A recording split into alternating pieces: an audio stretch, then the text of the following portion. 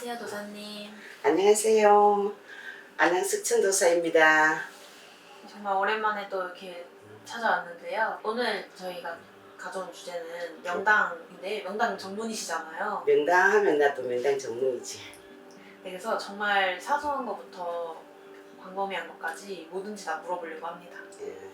그래서 첫 번째는 명당에 종류가 있나요? 이제 옛날부터 이제 내려오기를 명당 하잖아요. 그 명당은 미신이 아니에요. 조상님이 편안하게 명당 자리에 계시면, 돌아가신 분도 명당에 계시면 본인도 편안하지만 이제 살아있는 후손들을 위해서 이제 돌아가신 분이 명당에 들어가 계셔야 되는 거예요. 그럼 이제 현대식 건물이나 아파트도 명당 위에 지어지면 층수 같은 것도 영향을 받나요?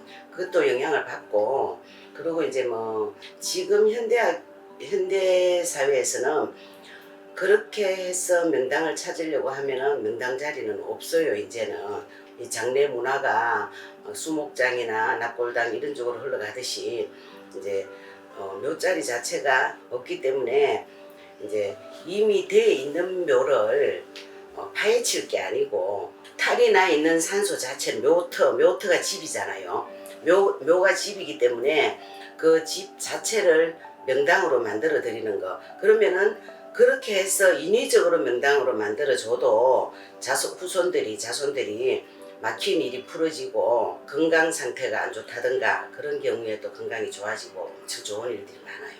나한테 상담 오시는 분들이 조상님이 묘자리가 좋지 않아서 탈이 나서 그 영향을 받아서 이제 몸이 아픈 사람들이 또 많아요. 자식이 5명인데 4명은 다 잘 먹고 잘 사는데 1명만 죽으러 안 풀어진다는 사람. 그게 왜 그러냐면 이제 그 안 풀어지는 자손이 이제 조상님의 에너지를 받아서 그래요. 그런 자손들이 빨리 이제 좀 타격을 입는 편이에요. 산소가 탈이 나면.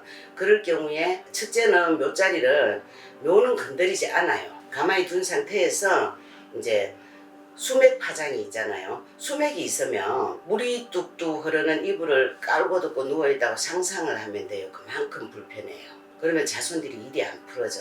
그래서 이제 수맥 파장을 다 막아줘요. 일일이. 그 다음에 또 산소를 보면 상문살이나 동티가 나 있는 집이 있어요. 그러면 이제 내가 가서 이제 산소에 가서 받아봐요. 있으면은 그것도 없애줘야 돼. 그리고 또 그 중에서 또 가장 중요한 게, 매장을 했던 화장을 했던 혼이 이렇게 막 거꾸로 처박혀 있는 경우도 있고 뒤틀어져 있는 경우가 있어. 그러면은 이제 자손들이 몸이 아프든지 재산을 까먹고 내리막길을 타든지 이런 힘든 일이 생겨. 그렇기 때문에 혼을 똑바로 펴드려요.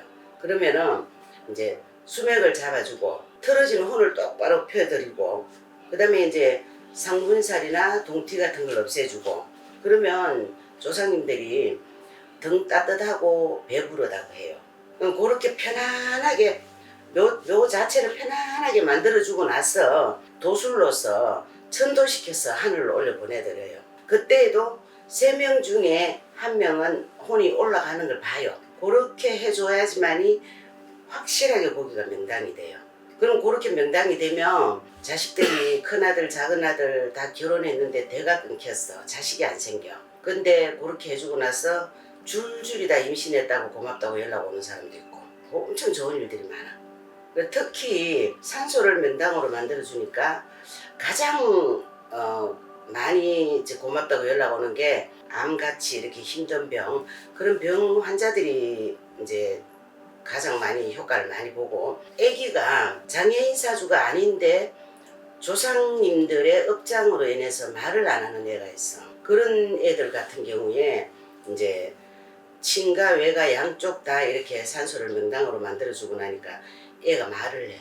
그런 과학적으로 입증되지 않은 믿을 수 없는 기적이 일어나요. 실제로 그래요. 아무리 좋은 명당이라고 해도 궁합과도 연관이 있을까요?